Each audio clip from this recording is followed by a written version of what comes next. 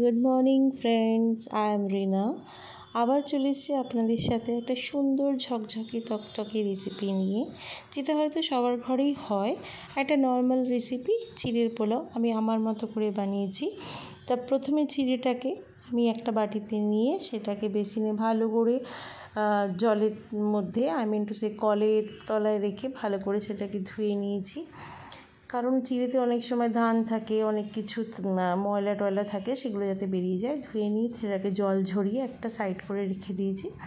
এবার কড়ায় সর্ষের তেল বা রিফাইন্ড অয়েল বা সানফ্লাওয়ার অয়েল যেটা ইউজ করেন সেই তেলটা নিয়ে তাতে দুটো শুকনো লঙ্কা ফোড়ন দিয়েছি এবং তার সাথে দিয়েছি একটু আদা কুচি।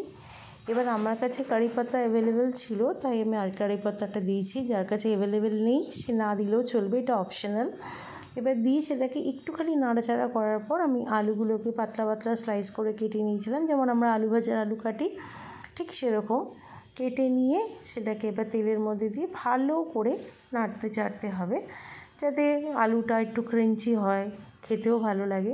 তার মধ্যে আমি কাঁচা লঙ্কা স্লাইস করে কেটে দিলাম, দুটো দিয়েছি, কারণ বেশি ঝাল না কাঁচা লঙ্কাগুলো, আর একটু স্পাইসি হলে জিনিসগুলো ভালো লাগে। এবার আমি নুন অ্যাড করলাম, তার সাথে সামান্য একটু হলুদ অ্যাড করেছি। আমি হলুদটা অ্যাড করি, অনেকে অ্যাড নাও করে, না দিলেও চলে, কিন্তু আমি অ্যাড করি।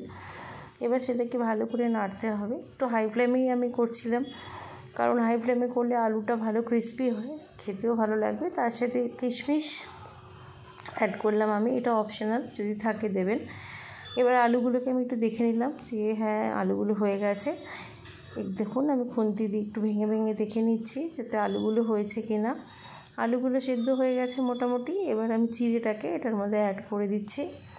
এবার চিড়েটাকে ভালো করে নেড়ে চেড়ে কিছুক্ষণ নাড়তে হবে। তার কারণ হচ্ছে চিড়েটা যেহেতু জলে ধোয়া, সেইটু একটু যদি ভালো করে মিক্স না হয় তাহলে খেতে ভালো লাগবে না, একটা পোলাও পোলাও স্বাদ আসবে না।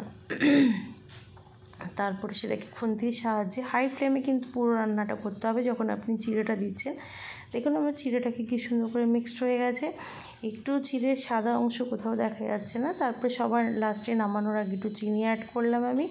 একটু মিষ্টি মিষ্টি পোলাওটা হয় জেনারেলি, যারা যেরকম মিষ্টি খান সেরকম দেবেন, আমি তো অল্প একটু দিয়েছি। সেটাকে দিয়ে ভালো করে চিনিটাকে মিশিয়ে নিলাম। এবার মিশিয়ে নেওয়ার পর মোটামুটি আমার ডান চিড়ের পোলাও, দেখতেই পাচ্ছেন আমার পুরোপুরি ডান। এবার সেটাকে একটা সার্ভিং প্লেটে সাজালাম, সাজিয়ে ওপর থেকে শসা কুচি আমি ছড়িয়ে দিয়েছি।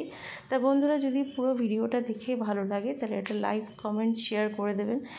দেখার জন্য অনেক অনেক ধন্যবাদ বন্ধুরা, আপনাদের অমূল্য সময় দিয়ে আপনারা আমার ভিডিওটা দেখেছেন, এর জন্য অশেষ ধন্যবাদ। Thanks for watching.